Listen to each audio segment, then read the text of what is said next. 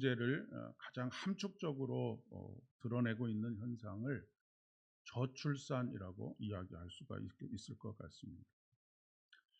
도대체 청춘 남녀들이 왜 출산을 망설이거나 출산을 꺼리는 것일까?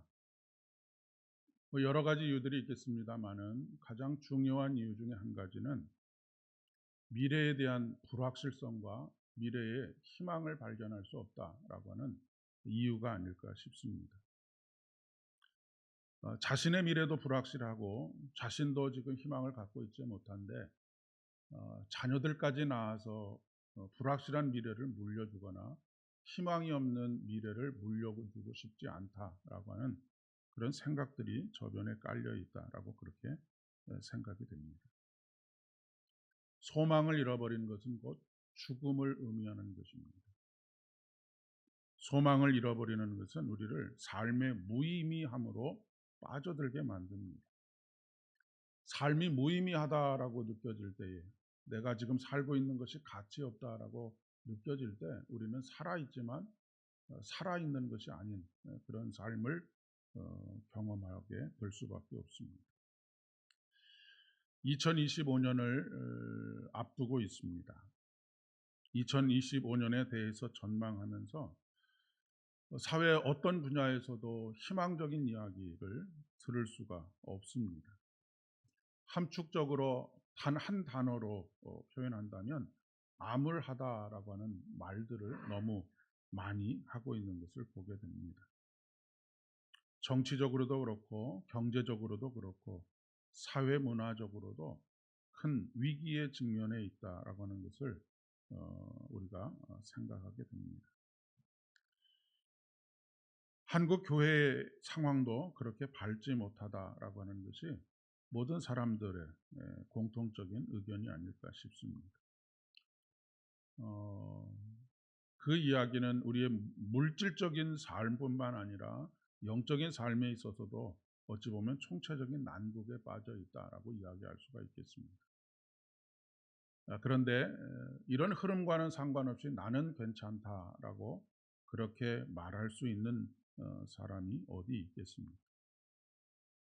한국 교회의 문제는 성도의 수가 줄어들어가고 있다라고 하는 것에 초점이 있지 않다라고 생각합니다. 오히려 우리들이 점점 생명력을 잃어가고 있다라고 하는 것이 가장 큰 문제라고 하는 것이죠. 그런데 그 한국 교회 문제를 진단하고 처방을 이야기하는 이러저러한 세미나에 가보면 어떻게 하면 다시 숫자를 늘릴 것이냐에만 관심을 가지고 있지, 어떻게 다시 우리가 성령으로 말미암아서 우리 안에 영혼이 소생되어지고 생명력을 회복할 수 있을 것이냐에 대해서는 그렇게 자주 말하지 않는 것을 보게 됩니다. 모두가 다 그렇다라고 하는 것은 아니지만 큰 대세를 보면 그렇다라고 하는 이야기입니다. 오늘 본문에서 하나님께서 에스겔을 환상 중에 마른 뼈의 골짜기로 이끌어 가시는 것을 보게 됩니다. 그런데 오늘 말씀의 표현에 보면 그곳에 마른 뼈가 있다라고 그렇게 기록하고 있습니다. 마른 뼈가 있다라고 하는 것은 이 뼈가 된 지 오래되었다라고 하는 것을 보여주고 있는 것입니다. 에스겔은 1차 포로기에 바벨론으로 잡혀온 선지자입니다. 그가 지금 포로에 잡혀온 지 적어도 15년 이상이 지난 후의 이야기가 바로 오늘 본문의 이야기입니다. 처음 포로로 잡혀왔을 때 사람들은 그래도 희망적인 이야기를 했습니다. 그런데 이 희망은 정말로 그들의 삶에 희망이 되지는 못했습니다. 왜냐하면 근거 없는 낙관론을 펼치는 사람들이 대부분이었기 때문에 그렇습니다. 어떻게 잘 될 것이다 라고 생각하는 사람들도 있었고, 물론 하나님께서 우리를 구원해 주실 것이다 라고 말했지만 그 하나님께서 우리를 구원해 주실 것이다 라고 하는 말 자체가 하나님의 생각과는 전혀 다른 그런 희망이었기 때문에 그렇습니다. 그렇게 1년이 지나고 2년이 지나고 5년이 지나고 10년이 지나고 15년의 시간이 흘러가고 말았던 것이죠. 그리고 그들은 오히려 이제는 희망에 대해서 이야기하기보다는 바벨론의 삶을 동경하게 되었고, 그 문화에 흡수되어서 그 문화를 향유하는 것이 그들에게 더욱 실질적인 대안이 될 수 있다라고 그렇게 생각했습니다. 대다수가 이렇게 생각해 가는 과정 속에서 오히려 하나님 안에 있는 희망을 이야기하는 사람들은 조롱을 받기까지 했다라고 이야기할 수 있겠습니다. 이런 과정에서 하나님께서 에스겔을 환상 중에 마른 뼈의 골짜기로 이끌고 가시는 것입니다. 올 한 해 여러분에게 저와 여러분에게 하나님께서 은혜를 베푸셔서 저와 여러분이 환상을 보는 사람들 되어질 수 있기를 간절히 소망합니다. 여기서 말하는 환상을 본다라고 하는 것은 어떤 그 장밋빛 미래를 보시라라고 하는 그런 말씀이 아닙니다. 하나님께서 왜 에스겔을 희망을 좀 불어넣어 주시려면 푸른 초장과 쉴만한 물가로 이끌어 가셨어야 하는데, 마른 뼈가 즐비한 마른 뼈로 가득 차 있는 그 골짜기로 이끌어 가셨겠는가라고 하는 것을 생각해 보실 필요가 있습니다. 하나님께서는 우리에게 그냥 낙관적인 미래를 말씀하시거나 정치인들이 펼치는 장밋빛 미래 공약을 말씀하시는 분이 아니라고 하는 것을 우리는 꼭 기억해야 합니다. 하나님께서 마른 뼈의 골짜기로 에스겔을 이끌고 가신 이유는 참된 그리스도인이라고 하는 것은 철저한 현실 인식이 있어야 한다라고 하는 것입니다. 우리가 지금 어떤 상태에 있는지를 가감 없이, 단 하나도 보탬도 없이 또 덜어냄도 없이 볼 수 있어야 한다라고 하는 것을 말씀해 주고 있습니다. 무조건적인 낙관이나 막연한 희망은 우리를 오히려 좌절이나 절망으로 이끌어 갑니다. 그것은 마치 썩은 동아줄을 붙잡는 것하고 크게 다르지 않습니다. 그것은 우리에게 생명줄이 되지 못한다라고 하는 그런 이야기입니다. 막연하게 현실을 알면 막연해지게 됩니다. 어떻게든지 잘 될 것이다 라고 하는 그런 생각들을 가지게 되지요.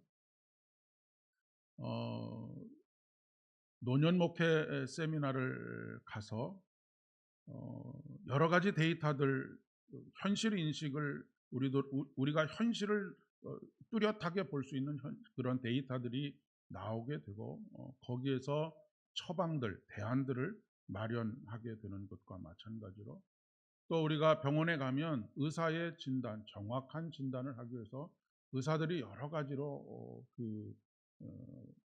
검사를 하지 않습니까?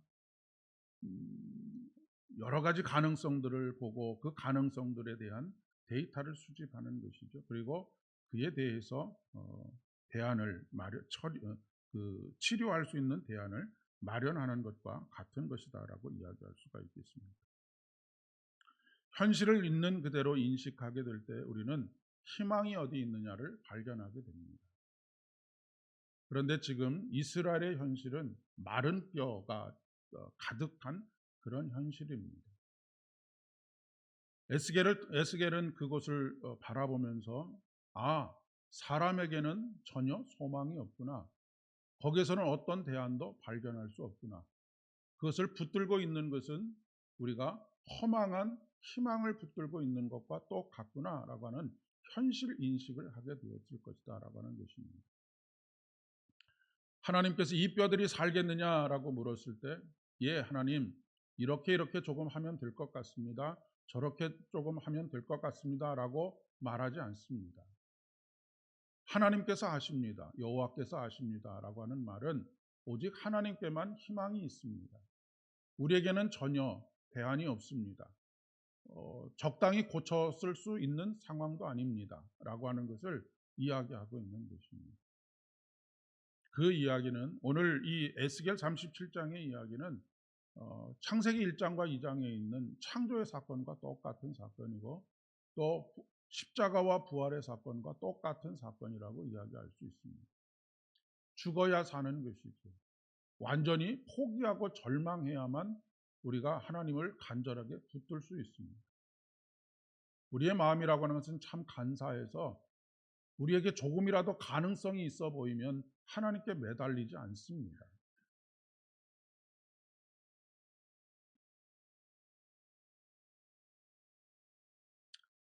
자꾸 다른 방법을 찾게 되고 어떤 수단이 없을까라고 하는 것을 도모하게 됩니다. 그러나 분명하게 하나님께서 말씀하시는 것은 이는 힘으로도 되지 아니하고 능으로도 되지 아니하고 오직 나의 신으로 되느니라라고 말씀하십니다. 내가 눈을 감았다고 해서 현실이 사라지는 것이 아닙니다. 오히려 그리스도인들은 현실을 더 눈을 부릅뜨고 바라보아야 합니다. 어느 누구보다도 현실 인식이 철저해야 한다라고 하는 것입니다.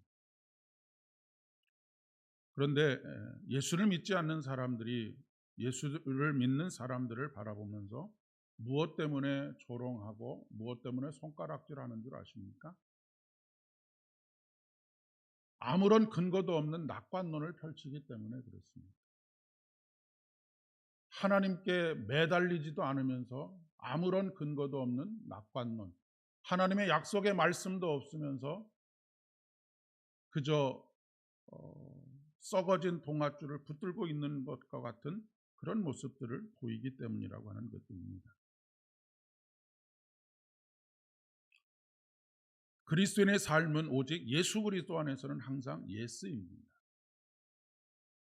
오직 예수님만이 우리의 유일한 희망이 되시는 것입니다. 여러분, 신앙은 결코 막연한 것을 바라는 것이 아닙니다. 생명줄이신 예수 그리스도를 붙드는 것이고 예수를 붙든다라고 하는 것은 곧 말씀을 붙드는 것입니다. 하나님께서는 에스겔에게 대언하라라고 말씀하십니다. 올 한 해 우리들도 하나님의 말씀을 철저한 현실에 대한 인식 속에서 하나님의 말씀을 대언하는 사람들 되어질 수 있기를 진심으로 축복합니다. 첫째는 환상을 보는 사람들, 두 번째는 대언하는 사람들입니다. 여러분, 믿음은 무엇으로부터 나온다고 말씀하십니까? 믿음은 들음에서부터 나옵니다. 제가 끊임없이 하나님의 말씀을 전하는 이유도 바로 여기에 있습니다. 그리고 여러분들이 주변 사람들에게 하나님의 말씀을 함께 나누어야 할 이유 또한 여기 있습니다. 전하지 않으면 어찌 들으리요? 듣지 않으면 어찌 믿으리요? 라고 말씀하십니다. 저와 여러분이 하나님의 말씀을 듣고 옆에 있는 누군가에게 끊임없이 그 하나님의 말씀을 대언할 때에 거기에서 놀라운 생명의 역사들이 나타난다라고 하는 것을 말씀하고 계십니다. 올 한 해 여러분은 어떤 말씀을 붙들고 살아가시겠습니까? 여러분 각자에게 주시는 하나님의 말씀이 있기를 간절히 바랍니다. 그러기 위해서는 여러분 하나님 올 한 해 저에게 약속하시는 바가 무엇입니까? 라고 끊임없이 물으셔야 합니다. 그리고 그 말씀을 주실 것을 위하여서 기도하셔야 합니다. 특별히 올 한 해는 오늘 말씀의 제목으로 삼은 너희가 살아나리라 라고 하는 말씀을 붙드실 수 있기를 바랍니다. 그리고 이 말씀을 붙들고 여러분들만 이 말씀 가운데 살지 마시고 사람들에게 곁에 있는 사람들에게 대언하실 수 있기를 바랍니다. 하나님께서는 우리의 영혼을 소생시키시는 하나님이십니다. 이것을 확신하게 될 때에 사망의 음침한 골짜기를 다닐지라도 해를 두려워하지 않게 될 것입니다. 하나님의 사람들이라고 하는 것은 하나님에게서 받은 말씀을 전함으로 인해서 이루어질 구원의 역사를 미리 보는 사람들입니다.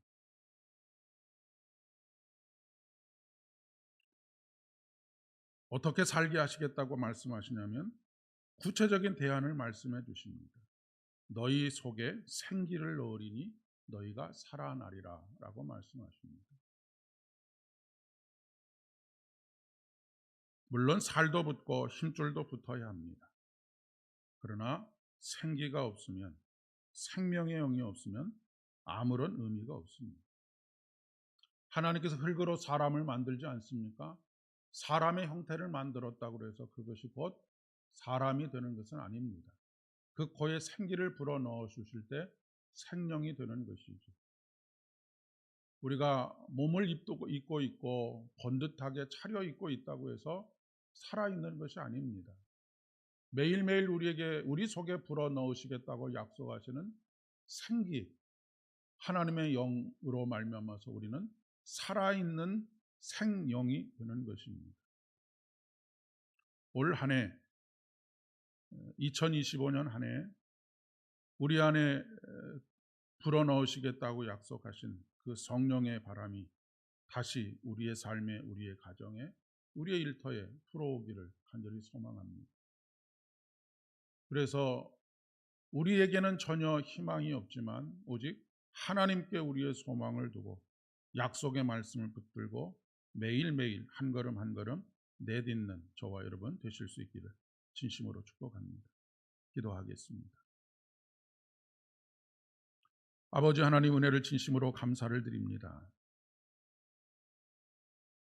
오늘 우리들을 에스겔을 이끌고 가신 것과 같은 마른 뼈로 가득한 골짜기로 인도하여 주셔서 우리에게는 철저하게 희망이 없고 소망이 없음을 발견하게 하시기를 간절히 소망합니다. 우리는 참 간사하게도 하나님께 매달리고 하나님께 기도하고 하나님의 말씀을 기다리기보다는 이런 가능성 저런 가능성, 그 가능성을 타진하면서 두 주인을 섬기는 어리석음 가운데 있었음을 고백합니다. 그러나 2025년 새해를 우리가 마음으로 준비하면서 우리에게는 희망이 없음을 발견하고 오직 주께만 소망이 있음을 깨닫고 다시 주님 앞에 서기를 소망합니다. 성령의 바람이 불게 하시고 불의 혀같이 갈라지는 성령의 역사가 우리 개인의 삶과 우리 가정과 또 교회 공동체 위에 그리고 우리의 일터 위에 충만하게 불어오게 하여 주시기를 간절히 소망합니다. 그 안에서 소망을 발견하게 하여 주옵시고 그 안에서 삶의 의미가 다시 새롭게 되게 하여 주시오며 빈들의 마른 풀과 같은 우리들이 다시 생기를 얻어 하나님의 놀라운 생명의 역사들을 이루어갈 수 있도록 은총을 더하여 주시옵소서. 또한 아버지 하나님께서 우리에게 약속하신 너희가 살리라 약속하신 이 말씀을 우리 안에만 머물러 있지 않게 하여 주옵시고 에스겔과 같이 태어나는 사람들 되어질 수 있도록 은혜를 더하여 주시옵소서. 그래서 나만 살아나는 것이 아니라 나의 이웃을 살리게 하시고 나의 친구를 살리게 하시고 내 곁에 있는 사랑하는 이들을 다시 살리는 귀한 믿음의 역사들을 이루어갈 수 있도록 은총을 더하여 주시옵소서. 모든 말씀 예수님의 이름으로 간절히 기도드립니다.